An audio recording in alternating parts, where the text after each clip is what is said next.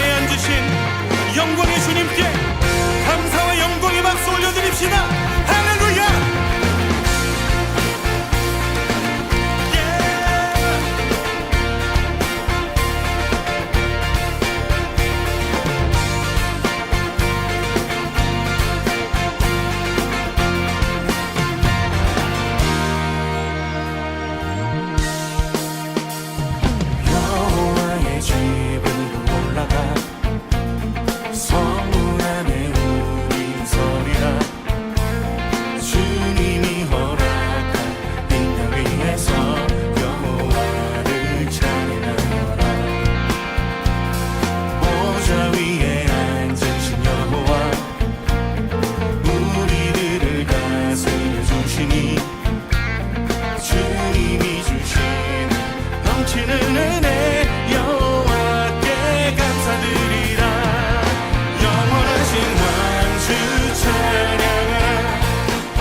성소에 다 모이리라.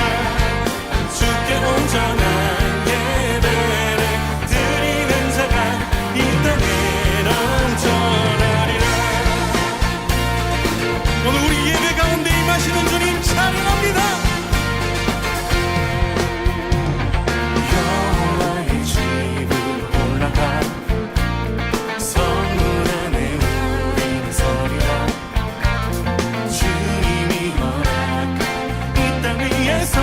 여호와를 찬양하여라.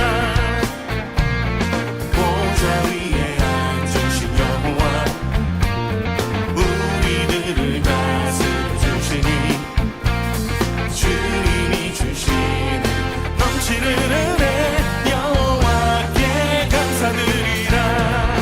영원하신 왕주 찬양하라. 주의 성소에 다 모이리라. 주께 온전한 예배를 드리는 자가 이 땅에 넘쳐나리라. 영원하신 왕주 찬양하라. 주의 선하심 다 외치리라. 주를 높이며 주님의 크신 능력을 모두 다 노래하리라.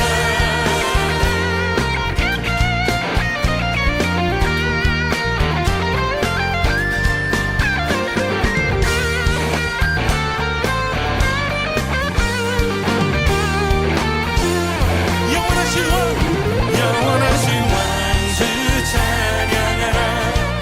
주의 성소에 다 모이리라. 주께 온전한 예배를 드리는 자가 이 땅에 넘쳐나리라. 영원하신 왕주 찬양하라.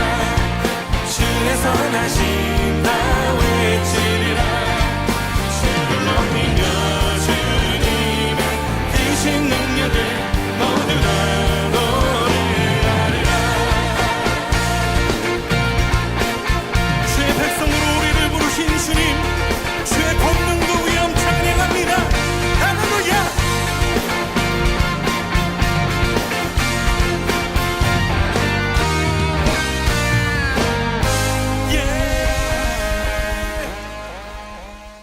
이 시간 함께 보신 하나님의 말씀은 신약성경 사도행전 1장 4절로 8절 말씀입니다. 신약 187쪽입니다. 제가 받들어 읽겠습니다. 사도와 함께 모이사 그들에게 분부하여 이르시되 예루살렘을 떠나지 말고 내게서 들은 바 아버지께서 약속하신 것을 기다리라. 요한은 물로 세례를 베풀었으나 너희는 몇 날이 못되어 성령으로 세례를 받으리라 하셨느니라. 그들이 모였을 때에 예수께 여쭈어 이르되 주께서 이스라엘 나라를 회복하심이 이때니까 하니 이르시되 때와 시기는 아버지께서 자기의 권한에 두셨으니 너희가 알 바 아니요 오직 성령이 너희에게 임하시면 너희가 권능을 받고 예루살렘과 온 유대와 사마리아와 땅끝까지 이르러 내 증인이 되리라 하시니라. 아멘. 기도합니다. 주님, 이 땅에 복음의 빛을 비추기 위하여 선교사들을 보내주시고 학교들을 세우셔서 민족의 일꾼들을 길러주신 하나님, 우리의 젊은 세대들의 가슴에 복음이 심어지게 하시고 믿음의 사람들로 자라게 하옵소서. 저들이 민족과 세계를 이끌어가는 지도자들이 되게 하시고 하나님 나라와 주님의 몸된 교회를 섬기는 일꾼들이 되게 하여 주옵소서. 우리 주 예수 그리스도의 이름으로 기도합니다. 아멘. 매년 한국감리교회는 학원 선교 교육주일, 장학주일을 지키고 있습니다. 이는 감리교회의 자랑스러운 전통입니다. 지금 이 시간에도 학교 교육 현장에서 학원 선교 교육과 장학 사업에 열정을 쏟으며 헌신하시는 교목님들과 학원 선교사님들 그리고 기독교사님들에게 깊은 찬사와 존경의 말씀을 드립니다. 청소년의 주 활동 무대인 학교는 청소년 선교의 황금 어장입니다. 우리는 학원 복음화 선교를 통하여 청소년에게 올바른 세계관과 가치관을 심어 주어야 합니다. 올바른 신앙이 뿌리 내릴 수 있게 그들을 인도해야 합니다. 한국감리교회는 학원 복음화 선교를 통해 이 나라와 민족을 이끌 지도자들을 양성하였고 복음 전파에도 크게 기여했습니다. 1884년 6월 24일 미국에서 일본을 거쳐 한국에 들어온 맥클레이 박사는 고종에게 선교 사업으로 교육과 의료를 윤허받았습니다. 그리하여 맥클레이 박사는 미 감리회 해외 선교부에 선교사 파송을 요청했고 미 감리교회는 3명의 선교사를 파송하였습니다. 교사로는 아펜젤로 부부, 의사로는 스크래턴 부부, 여성사업 담당으로는 스크래턴 의사의 어머니 메리 스크래턴 대분이었습니다. 초기 한국에 들어온 선교사들에게 교육은 한국을 복음화시킬 수 있는 도구 중에 하나였습니다. 1886년 5월에 메리 스크래턴 여사는 한국 최초의 여성 교육기관인 이화학당에서 단 1명의 학생을 데리고 가르치기 시작하였습니다. 또한 아펜젤로 목사님은 우리나라 최초의 근대식 사립학교인 배재학당을 설립하였습니다. 배재학당은 1886년 8월에 학생 2명으로 시작했는데 배재학당 학생인 박중상이 자진하여 세례를 받고 1887년 7월 24일 한국인으로서 첫 감리교인이 되었습니다. 그리고 그해 10월 두 번째 감리교 세례교인이 나왔습니다. 배재학당 학생인 한용경이었습니다. 이 두 사람이 바로 한국 감리교 학원 선교의 첫 열매였습니다. 한국의 근대화 교육은 바로 선교사님들의 학원 복음화 선교를 토대로 출발하였습니다.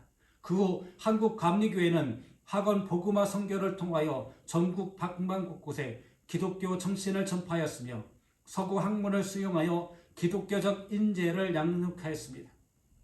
또한 한국 사회와 학교 교육의 근대화에 큰 영향을 끼쳤습니다. 성령의 능력으로 사명을 감당해야 합니다.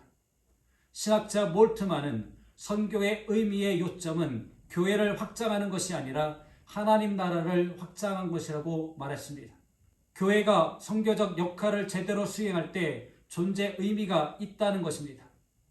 에밀 브루너는 교회 역사를 돌이켜보면 교회의 가장 큰 죄는 교회가 세상과 교회 자체로부터 복음을 보류하는 것이라고 말했습니다. 이 시대에 교회가 해야 할 일은 무엇일까요? 하나님과 세상을 연결하는 연결고리의 역할을 해야 합니다. 세상이라는 이름의 낭떠러지에서 우리를 구원할 든든한 밧줄이 바로 복음입니다. 복음은 또 양극을 이어주는 연결고리입니다. 교회는 그 사명을 감당하는 공동체입니다. 여러분은 이 사명을 감당하기 위한 하나님의 백성입니다. 그러면 한국 감리교회는 학원 복음화 선교의 사명을 감당하기 위하여 무엇을 해야 하겠습니까? 예수님이 가르쳐 주신 방법은 성령의 능력으로 행하는 것입니다. 예수님의 제자는 예수님을 따르는 사람입니다. 예수님을 따른다는 것은 무엇입니까? 예수님의 말씀과 계명을 따르는 것입니다. 예수님은 제자들에게 갈지어다 하고 명령하셨습니다. 그리고 12제자와 70명을 파송하였습니다. 이들은 예수님의 말씀에 따라 각각 동네로 가서 화평의 복음을 전하였습니다. 하나님 나라가 가까웠다고 증거하였습니다. 그들은 전적으로 예수님이 주신 능력과 권세로 이 일을 감당했습니다. 예수님은 우리의 죄와 허물을 도말하시기 위하여 십자가에서 돌아가시고 부활하셨습니다. 그리고 40일 동안 하나님 나라의 복음을 전하셨습니다. 예수님의 가르침은 하나님 나라의 복음입니다. 하나님 나라는 영토의 개념이 아닌 하나님 통치의 주권임을 말씀하셨습니다. 또한 하나님 나라는 이스라엘 땅에 국한되지 않고 모든 민족이 하나님의 통치 주권에 있다고 말씀하셨습니다. 하나님 나라는 하나님을 믿는 모든 백성의 나라입니다. 사도행전 1장 4절에서 예수님은 승천을 앞두고 제자들을 모으셨습니다. 그리고 명령하셨습니다. 예루살렘을 떠나지 말라. 아버지의 약속하신 것을 기다리라. 예수님의 제자들은 그 명령에 따라 기다려서 그 약속을 받았습니다. 바로 성령의 충만함입니다. 예수님의 명령은 성령으로 하신 것입니다. 예수님은 구약의 예언대로 성령으로 충만하셨습니다. 성령의 인도하심으로 제자를 삼으라. 예수님은 승천하시기 전 제자들에게 명령하셨습니다. 하늘과 땅의 모든 권세를 내게 주셨으니 그러므로 너희는 가서 모든 민족을 제자로 삼아 아버지와 아들과 성령의 이름으로 세례를 베풀고 내가 너희에게 분부한 모든 것을 가르쳐 지키게 하라. 볼지어다 내가 세상 끝날까지 너희와 항상 함께 있으리라. 우리가 해야 할 일은 무엇입니까? 모든 민족으로 제자를 삼아야 합니다. 그리고 아버지와 아들과 성령의 이름으로 세례를 주어야 합니다. 예수님이 분부한 것을 가르치고 지키도록 해야 합니다. 참으로 막대한 사명이 아닐 수 없습니다. 너희는 온 천하에 다니며 만민에게 복음을 전파하라. 믿고 세례를 받는 자는 구원을 얻을 것이요 믿지 않는 사람은 정죄함을 받으리라. 믿는 자에게는 이런 표적이 따르니 곧 이들이 내 이름으로 귀신을 쫓아내며 새 방언을 말하며 뱀을 집어 올리며 무슨 독을 마실지라도 해를 받지 아니하며 병든 사람에게 손을 얹은즉 나으리라 하시더라. 예수님의 제자들은 온 천하에 다니며 복음을 전파해야 합니다. 믿는 자에게 세례를 주고 예수의 이름으로 귀신을 쫓아내고 병든 사람을 고쳐야 합니다. 여기에 바로 학원 복음화 선교의 사명이 있습니다. 학원 복음화 선교사님들은 복음으로 우리 청소년들의 가정 문제, 이성 문제, 학습 문제, 친구 문제, 진로 문제, 종교 문제 등을 해결해주고 치유해 주어야 할 사명이 있는 것입니다. 성령의 인도하심으로 복음을 전파하라. 볼지어다 내가 내 아버지께서 약속하신 것을 너희에게 보내리니 너희는 위로부터 능력으로 입혀질 때까지 이 성에 머물라 하시니라. 예수님은 우리에게 사명을 위해 떠나기에 앞서 위로부터 능력을 입으라고 말씀하십니다. 그 당시 제자들은 능력이 입혀질 때까지 거기서 기다려야 했습니다. 예수님은 말씀하십니다. 능력을 입으라. 능력을 입고 떠나라. 능력을 입고 모든 족속으로 나아가라. 우리가 능력을 입어야 세례도 줄 수 있고 예수님의 가르침을 지킬 수 있습니다. 우리가 말씀을 지킬 수 없는 것은 성령의 능력을 받지 않았기 때문입니다. 능력을 입고 온 천하에 다녀야 합니다. 우리는 지역의 복음 전도자가 되기 전에 능력을 입어야 합니다. 능력은 어디에서 옵니까? 위로부터 옵니다. 위로부터 우리에게 입혀지는 것입니다. 이 능력은 바로 무엇입니까? 성령입니다. 위로부터 주시는 성령입니다. 능력은 성령께서 나를 점령하는 것입니다. 나의 지배자가 되는 것입니다. 내 안에 내주하는 것입니다. 내 안에서 역사하는 것입니다. 능력을 입으라. 성령의 능력을 받고 나아가라는 말씀입니다. 주님은 우리에게 오늘도 말씀하고 계십니다. 기다리라. 능력을 입으라. 성령의 인도하심으로 모든 일을 하라. 예수님을 따르는 제자는 성령의 인도하심으로 복음을 전파해야 합니다. 성령은 하나님의 약속입니다. 이 약속을 성취하시기 위하여 오순절날 마가의 다락방에 성령을 쏟아 부어주셨습니다. 그때 모인 모든 제자들이 성령의 불로 충만했습니다. 마음이 뜨거워졌습니다. 이 뜨거움으로 그들은 초대교회를 탄생시켰습니다. 복음을 전파했습니다. 예수님께서 보내신 성령 세례는 위로부터 주신 하나님의 선물입니다. 성령 세례는 무엇입니까? 예수님과 함께 죽고 예수님과 함께 사는 것입니다. 예수님의 몸이 되는 것입니다. 예수님과 성령님은 자리 바꿈을 하신 것입니다. 예수님과 성령님은 동일하신 분입니다. 성령을 기다리던 제자들은 권세를 받았습니다. 능력을 받았습니다. 예루살렘과 온 유대와 땅끝까지 이르러 예수님의 증인이 되었습니다. 이 능력으로 학원 선교 복음화의 사명을 감당해야 될 줄로 믿습니다. 복음전도와 학원 복음화 선교는 이 시대에 하나님이 우리에게 주신 고귀한 사명입니다. 특별히 학원 복음화 선교를 통하여 복음으로 변화를 받으면 청소년들의 위기가 극복될 줄로 믿습니다. 그리스도의 제자로 부르심을 받은 우리는 우리를 부르신 그분의 명령에 순종하기 위해서 가장 좋은 기회가 되는 학원 복음화 선교에 집중적인 노력을 다해야 할 것입니다. 기도합니다.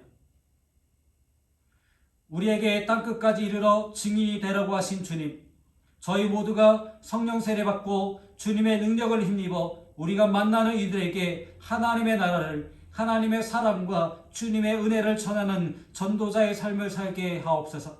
특별히 청소년들의 영혼 구원을 위해 힘쓰고 있는 교목들과 교사들을 위해 더욱 기도하고 후원하는 일에 최선을 다하는 저희가 되게 하여 주옵소서. 우리 주 예수 그리스도의 이름으로 기도합니다. 아멘. 교회 소식을 전해드리겠습니다. 3월은 경건과 겸허의 달입니다. 사순절 기간 동안 주님의 겸손을 배우며 코로나19로 인해 받는 사회적인 고난을 통해 우리에게 주시는 하나님의 교훈을 받는 예양교회 성도가 되시기 바랍니다. 사순절 기간입니다. 죄로 죽을 수밖에 없는 저희들을 위해 독생자 예수 그리스도를 이 땅에 보내주신 하나님 아버지의 한없는 사랑과 십자가의 고난을 당하시고 십자가에서 피 흘려 죽으신 우리 주 예수 그리스도의 크신 은혜를 기억하며 생활하는 예양교회 성도가 되시기 바랍니다. 코로나19 감염이 여전히 확산되고 있습니다. 개인 위생수칙을 지키며 건강하게 생활하시기 바랍니다. 아울러 코로나19가 빨리 종식되어 함께 예배드릴 수 있도록 계속해서 기도 바랍니다. 지금은 우리를 자녀 삼아 주시기 위하여 친히 십자가에서 몸을 찢으신 하나님 아버지의 무한하신 사랑과 십자가를 피하지 않으시고 골고다 언덕길을 오르신 우리 주 예수 그리스도의 크신 은혜와 오늘도 우리가 십자가를 바라볼 수 있도록 힘주시는 성령님의 교통하심의 은총이 십자가를 마음에 품고 세상을 향해 나가는 모든 성도들의 머리 위에, 그들의 가정과 그들의 삶의 터전 위에, 그들의 자녀들과 자녀들의 학업 위에 이제부터 영원히 함께 하시기를 간절히 축원하옵나이다. 아멘.